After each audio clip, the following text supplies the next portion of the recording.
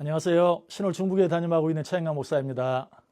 이 세상의 많은 일들 가운데 좋은 일과 나쁜 일을 구별하는 것은 비교적 쉽습니다. 그러나 좋은 일들 가운데 더 좋은 일과 덜 좋은 일, 그리고 우선적인 일과 덜 우선적인 일을 구별하기는 쉽지 않아요. 그런데 성경은 이런 일들 속에서 우선순위를 바로할 수 있는 좋은 기준을 제시해주고 있습니다. 예수님께서는 죽은 지 나흘이나 지난 나사로를 다시 살리셨죠. 이 일로 인해 나사로의 누이 마르다와 마리아는 예수님을 위하여 큰 잔치를 벌였습니다. 언니 마르다는 예수님을 위하여 음식을 준비하고 동생 마리아는 값비싼 향유를 예수님의 발에 붓고 자기의 머리털로 그 발을 씻었어요. 이 일로 인하여 아름다운 향유 냄새가 그 집에 가득하게 되었습니다. 너무나 아름다운 모습이죠. 그런데 이런 아름다운 모습에 찬물을 끼얹는 일이 일어났어요. 그것은 마리아가 값비싼 향유를 예수님의 발에 붓고 그의 머리털로 예수님의 발을 닦아드리는 모습을 보고 있던 가룟 유다가 그 비싼 향유를 300데나리온에 팔아 가난한 자들을 돕는 데 쓰지 않고 왜 허비하느냐 하고 마리아를 책망한 것이죠. 이런 가룟 유다의 말이 어쩌면 너무 당연한 말처럼 들릴 수도 있어요. 그러나 이런 가룟 유다의 말 속에는 한 가지 큰 잘못이 있습니다. 그것은 영적인 일과 육적인 일에 있어 어느 것이 더 중요하고 어느 것이 더 먼저인가 하는 우선순위가 바뀌어져 있다는 것이죠. 가룟 유다는 눈에 보이는 일이 더 우선적인 일이요, 더 중요한 일이라고 생각했어요.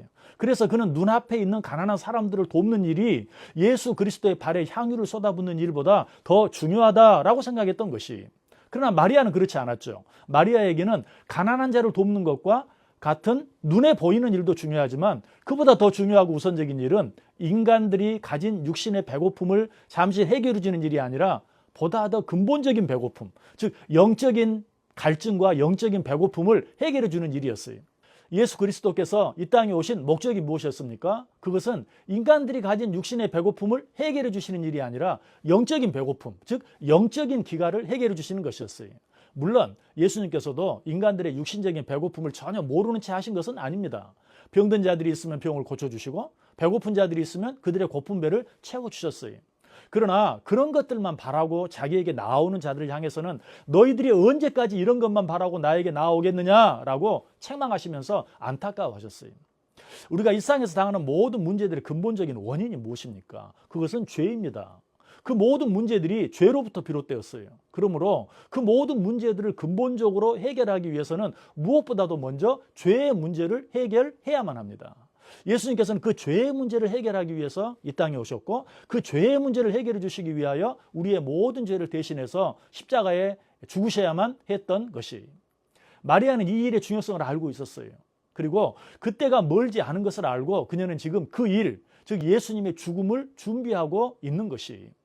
이 시간을 통해 우리가 얻어야 할 중요한 교훈은 하나님의 일과 하나님의 뜻은 세상적인 도덕과 윤리 그리고 세상적인 논리와 합리로 이해되어지거나 설명되어지는 것이 아니라는 것이. 또 윤리적이고 도덕적이며 논리적이고 합리적인 일들이 꼭 하나님의 뜻과 일치하는 것도 아니라는 사실입니다. 하나님께서 원하시고 기뻐하시는 모습은 세상의 윤리와 도덕 그리고 인간의 이성과 논리를 뛰어넘어 오직 하나님의 사랑에 감격해서 그 사랑에 겨워 어떤 일을 행하는 것이.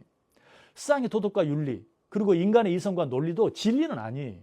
그것들은 일종의 유행과 같이 한 시대의 산물에 불과한 것으로 시대에 따라 변하는 것입니다. 예를 들면 링컨 이전에는 노예제도가 합리였어요. 그러나 믿음의 눈으로 이것이 비진리인 것을 발견한 링컨에 의해 이것이 수정된 것이죠. 그래서 성경은 이 세대를 본받지 말라고 말합니다. 그렇다고 도덕과 윤리 그리고 합리와 논리를 무조건 버리라는 말은 절대 아니에요. 그것들이 우선이 되거나 목적이 되어서는 안 된다는 것이죠. 그것들은 항상 하나님의 뜻과 예수 그리스도의 복음을 위한 여러 가지 많은 수단들 가운데 하나에 불과하다는 것을 꼭 기억해야 돼요. 제 아무리 합리적이고 논리적인 방법이라 할지라도 그것이 하나님의 최고의 뜻인 사랑과 화평에 맞지 않는다면 그리고 예수 그리스도의 복음에 방해가 된다면 과감히 포기할 수 있어야 하고 버릴 수 있어야 한다는 것이죠. 이런 사실은 우리의 가정을 예로 들어 생각해 보면 너무나 분명해져요.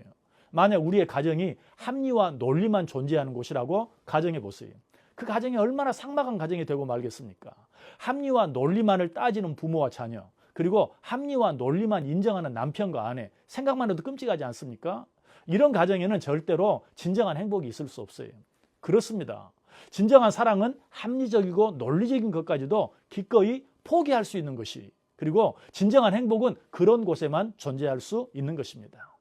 부디 저와 여러분의 가정과 교회 그리고 우리가 살고 있는 일상이 인간적인 합리화한 논리만이 지배하는 것이 아니라 진정한 의미에서의 사랑과 용서 그리고 헌신과 봉사가 있는 것이 되어 우리의 가정은 행복한 가정이 되고 우리의 교회는 아름다운 교회가 되며 일상은 진정으로 살맛 나는 세상이 되어질 수 있게 되기를 주님의 이름으로 간절히 축원합니다.